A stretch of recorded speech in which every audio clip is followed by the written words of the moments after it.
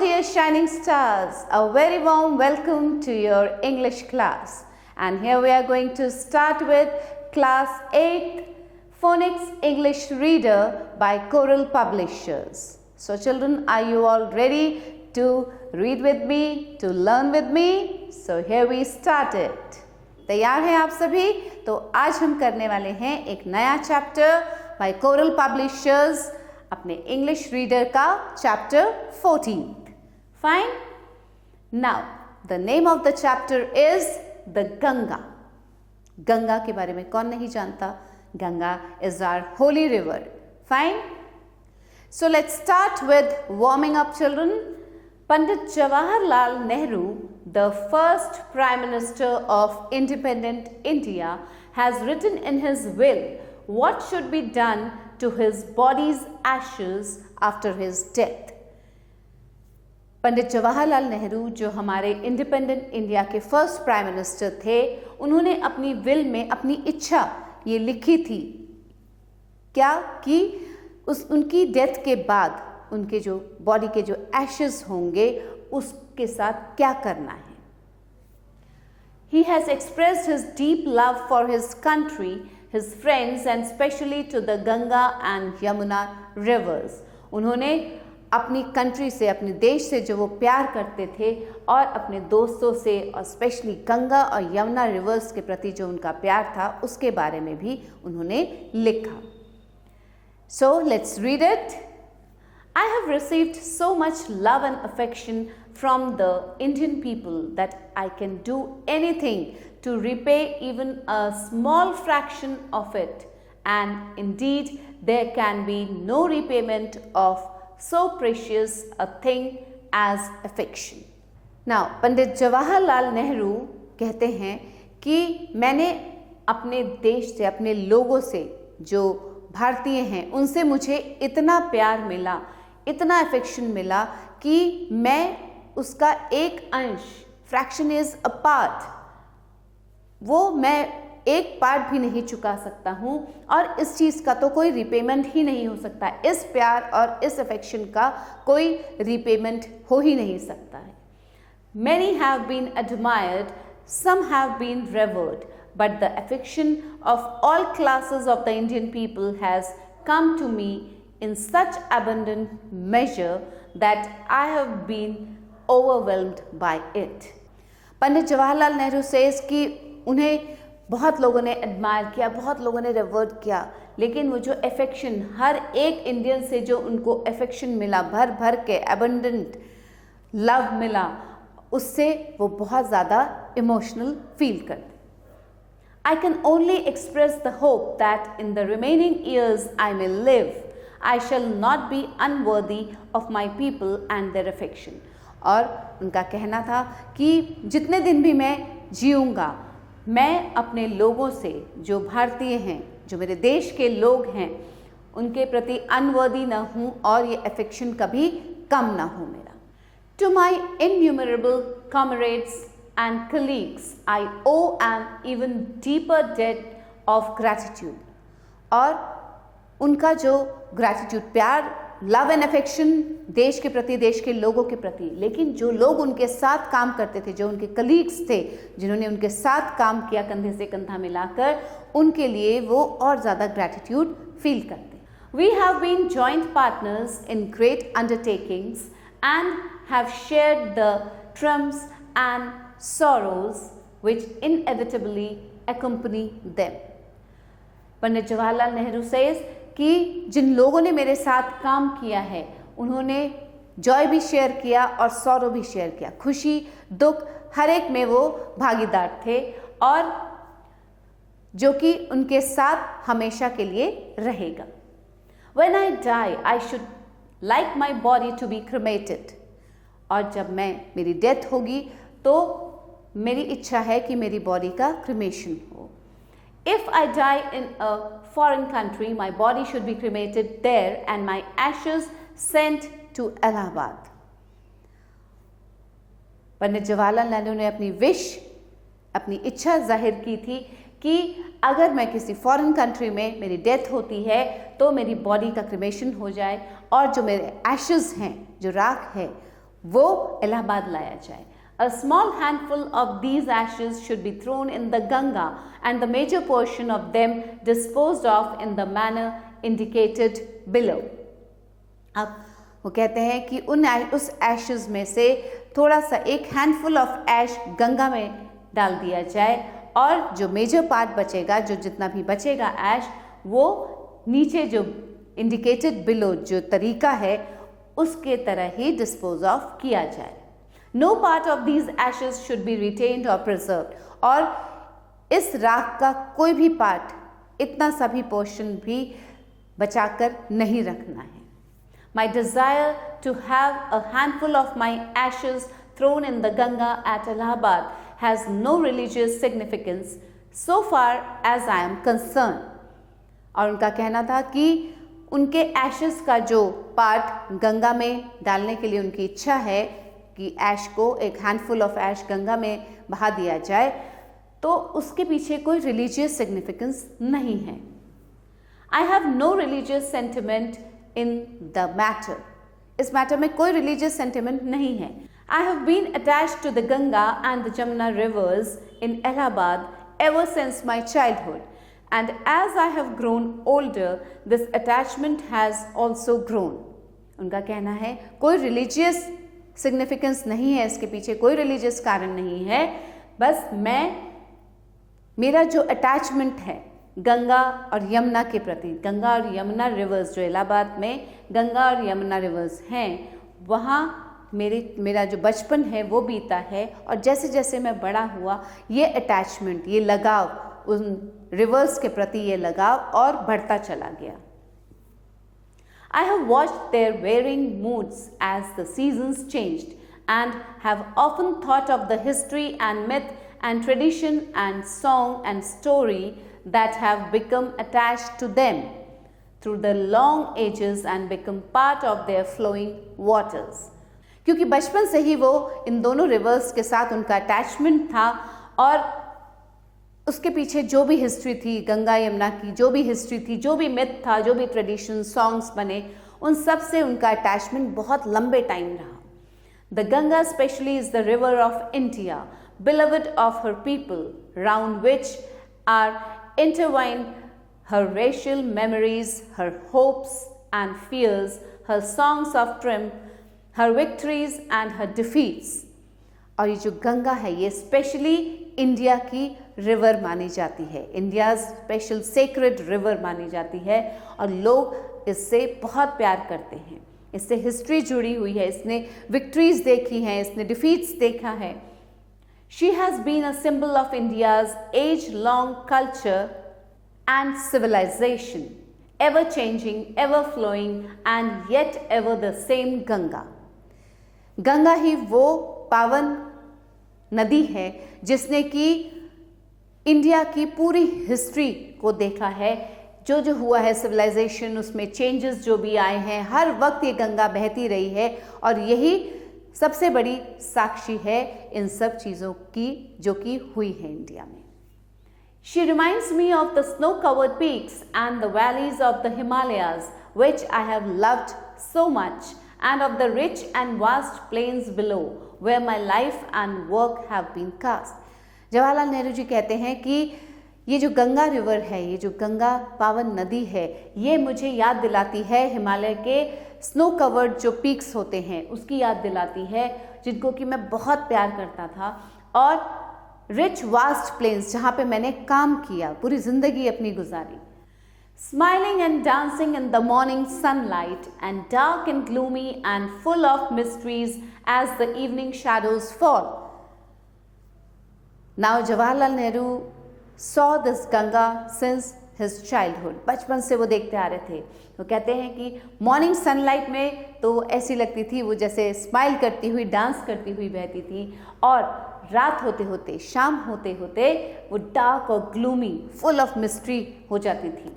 A narrow, slow and graceful stream in winter. Winters में उसका वो नैरो हो जाती थी, बहुत धीरे बहती थी. और a vast roaring thing during the monsoon. Monsoon में जब बारिश होती थी तो उसका रूप अलग ही हो जाता था, उसका वेग बहुत बढ़ जाता था, उसका बहाव बहुत बढ़ जाता था. broad-bosomed almost as the sea, and with something of the sea's power to destroy, the Ganga has been to me a symbol and memory of the past of India, running into present and flowing on to the great ocean of the future. अब जवाहरलाल नेहरू जी कहते हैं कि गंगा जो है वो मेरे लिए एक सिंबल बन गई। किसकी? जिसके पास की मेमोरीज हैं इंडिया के पास्ट की मेमोरीज का सिंबल है वो, और रनिंग इनटू द प्रेजेंट में वो फ्लो कर रही है, रन कर रही है, और flowing to the great ocean of the future. और ओशन में जाके जब ये मिलती है तो ये दिखाती है जो फ्यूचर है इंडिया का। So Ganga is a symbol of memory of India. And though I have discarded much of past tradition and custom, and am anxious that India should rid herself of all shackles that bind and constrain her and divide her people and suppress vast numbers of them and prevent the free development of the body and the spirit. Now Jawaharlal Nehru says कि मेरी इच्छा है कि ये जो past tradition है और जो कस्टम्स चले आ रहे हैं, इंडिया अपने आप को उससे मुक्त कर ले। जिन बंधनों में बंधी हुई है अभी भी इंडिया, उससे वो फ्री हो जाए, जो कि लोगों को डिवाइड कर रहा है, उन सब से वो फ्री हो जाए। Though I seek all this, yet I do not wish to cut myself off from that past completely. कहते हैं although मैं चाहता हूँ ये सब चेंजेस हों, लेकिन मैं ये भी नहीं चाहता कि पास्ट से बिल्कुल कट ऑफ कर लूँ, क्योंकि जो इंडिया का पास्ट रहा है, it is a very glorious past. I am proud of that great inheritance that has been and is ours, and I am conscious that I too, like all of us, am a link in the unbroken chain which goes back to the dawn of history in the immemorial past of India.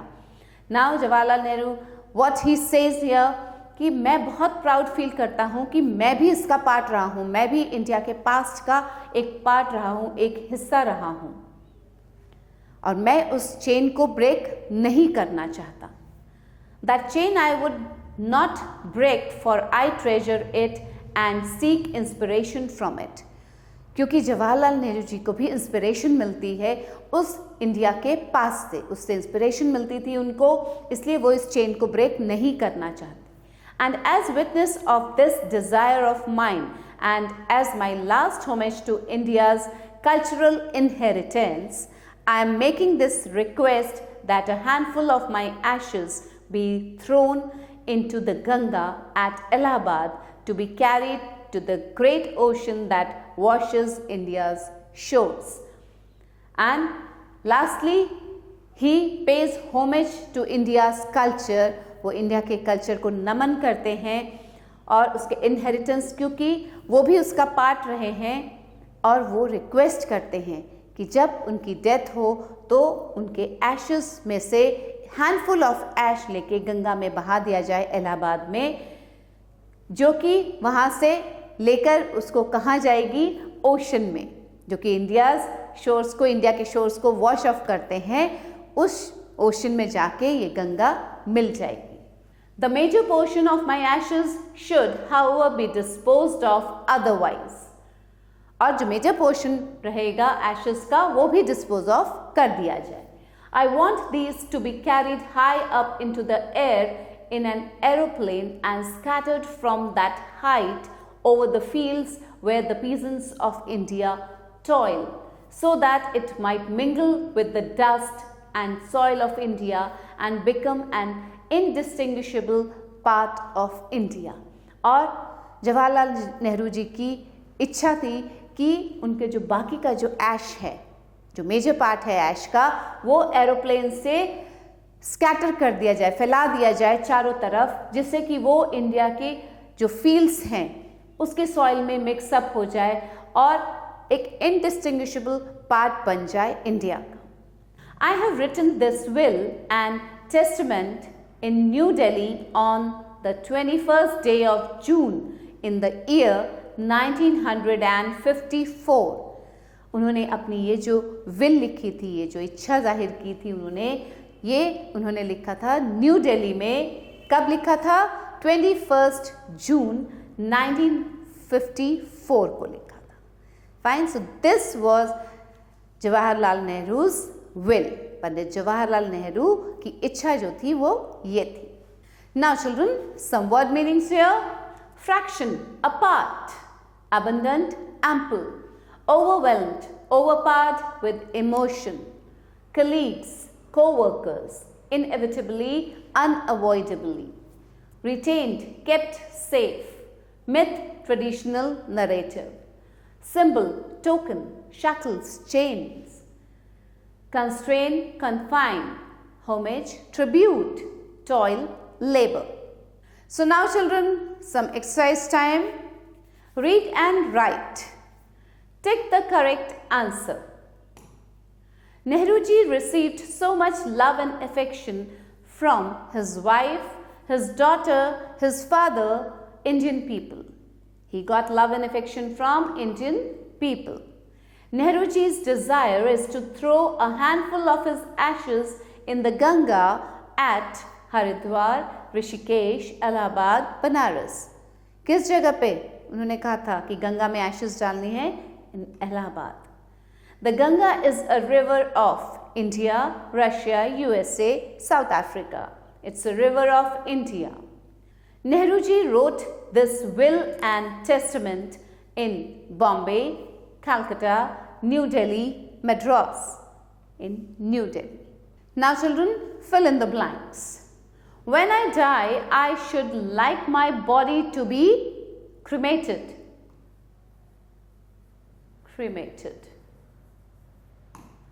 No part of these dash should be retained or preserved. किस चीज का part बोला उन्होंने कि retain नहीं करना, preserve नहीं करना? Ashes. I have been attached to the dash and the dash rivers in Allahabad, to the Ganga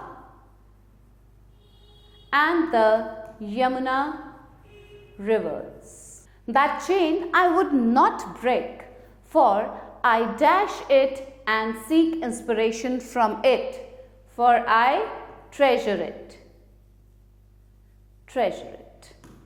The major portion of my ashes should, however, be dash of otherwise, disposed of otherwise. Okay? Next, take the true and cross the false statement. Nehruji loved the river Ganga very much. Yes, this is true. So put a tick here. Nehruji wanted to die in India only. No, this is false. Ganga had been to Nehru a symbol and memorial of the past of India. Yes, very true. Nehruji did not want his ashes to be thrown in the fields of India. False, he wanted. Nehruji received so much love and affection from Indian people. Yes, true. Okay? Now children, let's do the matching. Match the following columns. Innumerable. Innumerable, comrades and colleagues. Foreign, country. Ganga and Jamuna, rivers of India. Snow-covered peaks. Triumphs and sorrows, means joy and sorrows. So this was all about Nehruji's will which he had written. जो उनकी इच्छा थी उसके बारे में आज हमने पढ़ा. So children, I hope you have understood the chapter very well, and thanks for watching the video. Keep learning, keep growing. Bye.